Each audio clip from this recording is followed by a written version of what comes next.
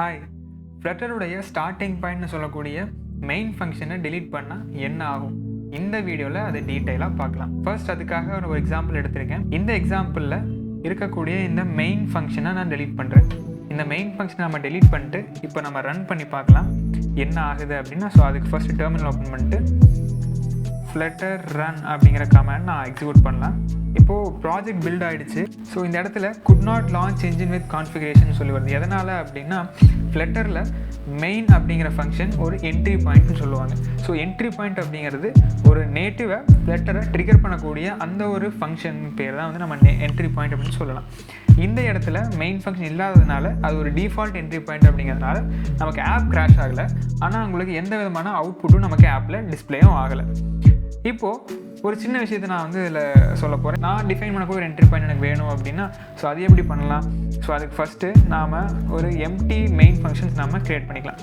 ஒரு empty main function create பண்ணிட்டோம். இதில் வந்து நம்ம எந்த ஒரு ரன் ஆப் ஸ்டேட்மெண்ட்டும் இல்லை. அடுத்தது நமக்கு தேவையான ஒரு கஸ்டம் என்ட்ரி பாயிண்ட் நம்ம ஆட் பண்ணுவோம். ஃபார் எக்ஸாம்பிள் ஸ்டார்ட் ஆப் 1 அப்படிங்கக்கூடிய ஒரு கஸ்டம் என்ட்ரி பாயிண்ட் நான் ஆட் பண்ணுறேன். ஸோ இப்போ இந்த ஃபங்க்ஷனை நான் என்ட்ரி பாயிண்ட் அப்படின்னு நான் டிக்ளேர் பண்ணணும் அப்படின்னா அதுக்கு ஒரு annotation ஆட் பண்ணணும். ஸோ ப்ராக்மா விஎம் என்ட்ரி பாயிண்ட் அப்படின்னு சொல்லுவோம். ஸோ இப்போ இந்த டாட் வெர்ச்சுவல் மெஷின் வந்து இந்த ஃபங்க்ஷனை ஒரு என்ட்ரி பாயிண்ட்டை கன்சிடர் பண்ணும். ஸோ இப்போ இந்த என்ட்ரி பாயிண்ட்டை யார் ட்ரிகர் பண்ணுவாங்க அப்படின்னா இந்த என்ட்ரி பாயிண்ட்டை நேட்டிவ் ஆப் வந்து ட்ரிகர் பண்ணும். ஸோ நேட்டிவ் ஆப்னா என்ன அப்படிங்கிறப்போ ஸோ த பிளாட்ஃபார்ம், எந்த பிளாட்ஃபார்ம் மேலே இந்த டாட் ஃப்ளட்டர் ரன் ஆகிட்டு இருக்கோ அதுதான் நம்ம இந்த இடத்துல நேட்டிவ் நான் சொல்கிறேன்.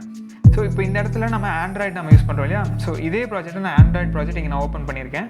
ஸோ இதுதான் வந்து உங்களுடைய மெயின் ஆக்டிவிட்டி. ஸோ ஆண்ட்ராய்டில் மெயின் ஆக்டிவிட்டி அப்படிங்கிறதான் ஸ்டார்டிங் பாயிண்ட்டாக இருக்குது இந்த இடத்துல நம்ம ப்ராஜெக்டில் டிஃபால்ட்டாக. இந்த இடத்துல நான் ஒரு ஃபங்க்ஷனை நான் ஓவர் ரைட் பண்ண போகிறேன். என்ன ஃபங்க்ஷன் அப்படின்னா get dot entry point function name. So இது என்ன பண்ணும் அப்படின்னா இப்போ இந்த ஆப் மெயின் ஆக்டிவிட்டி லோட் ஆகிறப்போ நமக்கு வந்து இனிஷியல் என்ட்ரி பாயிண்ட்டுக்கான ஃபங்க்ஷன் நேமை நமக்கு ரிட்டர்ன் பண்ணணும்.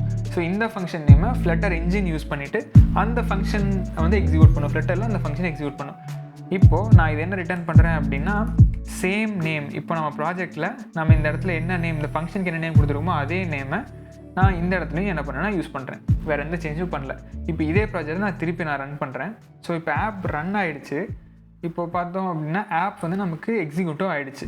இப்போது நமக்கு இந்த இடத்துல நம்ம எம்டி மெயின் ஃபங்க்ஷன் தான் கொடுத்துருக்கோம். ஆனாலும் நமக்கு மை ஆப் 1 அப்படிங்கிற விஜெட் நமக்கு இந்த இடத்துல டிஸ்பிளே ஆகுது. ஸோ இதுதான் என்ன அப்படின்னா ஒரு கஸ்டம் என்ட்ரி பாயிண்ட். டாட்டில் ஒரு கஸ்டம் என்ட்ரி பாயிண்ட் நீங்கள் ஆட் பண்ணணும் அப்படிங்கிறனால இது ஒரு ஸ்டெப். இந்த வீடியோவில் ஃப்ளட்டரில் மெயின் ஃபங்க்ஷனை டெலீட் பண்ணால் என்ன ஆகும் அப்படிங்கிறத பார்த்துருப்பீங்க. அது மட்டும் இல்லாமல் என்ட்ரி பாயிண்ட்னா என்ன, நம்ம ஒரு கஸ்டம் என்ட்ரி பாயிண்ட் நம்ம எப்படி யூஸ் பண்ணுறது அப்படிங்கிறதையும் பார்த்துருப்பீங்கன்னு நினைக்கிறேன். வேறொரு இன்ட்ரெஸ்டிங்கான ஒரு டாப்பிக்கில் நெக்ஸ்ட் வீடியோவில் பார்க்கலாம். பாய்.